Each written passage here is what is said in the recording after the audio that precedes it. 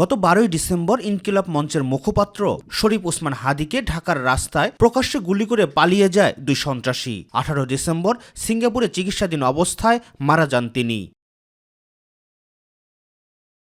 এই ঘটনায় দায়ের করা মামলার তদন্ত শেষে 17 জনের বিরুদ্ধে চার্জশিট দিয়েছে পুলিশ।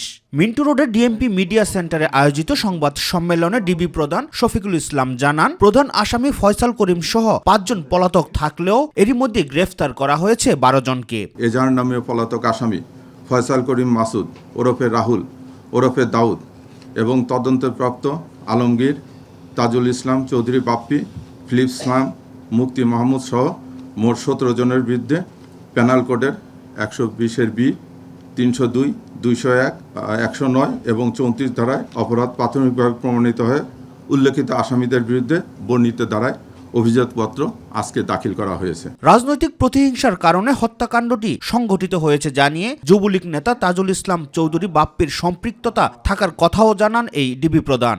শুটার ফয়সাল করিম মাসুদ ওরফে রাহুল ওরফে দাউদ এবং তার সহযোগী আলমগীর হোসেন দয়কে পলায়নের বিষয়ে সার্বিক সহায়তাকারী তদন্তে প্রাপ্ত আসামি তাজুল ইসলাম চৌধুরী বাপ্পি পল্লবী থানা যুবলীগের সভাপতি ও ঢাকা উত্তর সিটি কর্পোরেশনের 6 নং ওয়ার্ডের আওয়ামী লীগ মনোনীত নির্বাচিত কাউন্সিলর ছিলেন। কাজে আসামিদের রাজনীতি পরিচয়, ভিকটিমের পূর্ববর্তী বিভিন্ন রাজনৈতিক বক্তব্য থেকে তদন্তে প্রকাশ পায় যে রাজনৈতিক প্রতিহিংসার কারণে শরীফ ওসমান হাদী ওরফে ওসমান গনিকে গুলি করে হত্যা করা হয়।